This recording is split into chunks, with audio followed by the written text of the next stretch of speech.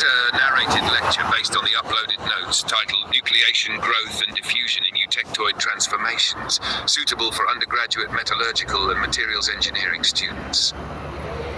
Lecture, Nucleation, Growth and Diffusion during the Eutectoid Transformation. Good morning, everyone. Today's lecture is about the thermodynamics and kinetics underlying phase transformations in steels, with a particular focus on the eutectoid transformation and pearlite formation. Now, Gibbs free energy, G, the driving force. We begin with the fundamental thermodynamic quantity, Gibbs free energy, represented by G equals minus Ts equals U plus PV minus Ts. Here, H is enthalpy, U is internal energy, and Ts represents the entropy contribution at a given temperature. For a transformation or reaction to occur spontaneously, the change in Gibbs free energy must be negative, i.e. delta G, 0. Method 2, nucleation and growth, del G and radius of nucleus. Let's now visualize how nucleation begins. The total free energy change for a spherical nucleus of radius r, delta G equals frac 4,3 pi r squared, delta GV plus 4 pi r2 gamma. The first term represents the volume free energy, favorable negative. The second is the surface energy, unfavorable positive. The competition between these two gives rise to a critical radius, r squared, beyond which growth becomes favorable. By setting the derivative frac delta G equals 0, we get r Greek equals frac minus 2 gamma delta GV, quad 10 delta G squared equals frac 16 pi gamma 3 delta GV squared 2. This delta G squared is the activation barrier for nucleation. Number 3, enthalpy and entropy contributions. Sometimes transformations are endothermic, delta H is 0, but they can still be spontaneous due to the entropy term. Delta G equals delta H minus T delta S. In a supersaturated state, delta S 0 due to increased disorder. As temperature increases, T delta S becomes more dominant, reducing delta G.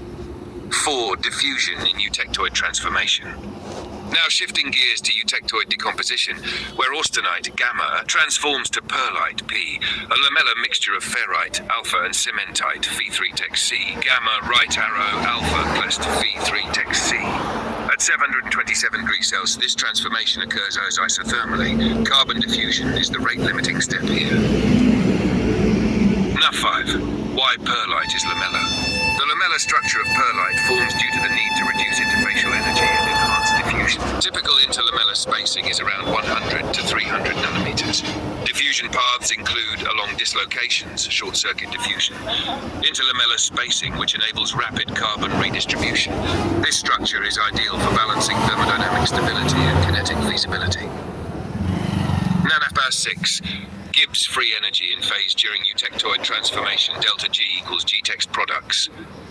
This delta G must be negative for the transformation to proceed, but also greater than a critical value to overcome strain, interfacial energy, and defects. Number 7. TTT diagrams, time temperature transformation. TTT diagrams map out transformation kinetics, show start, end, and 50% completion curves for phase transformation. At lower temperatures, e.g. 650K, delta G tex critical, enabling Martensite start, MS. The nose of the TTT curve indicates the fastest transformation rate. Key takeaways. Delta G must be negative for a phase transformation to be spontaneous. There exists a critical nucleus size, R square, an energy barrier, delta G cla.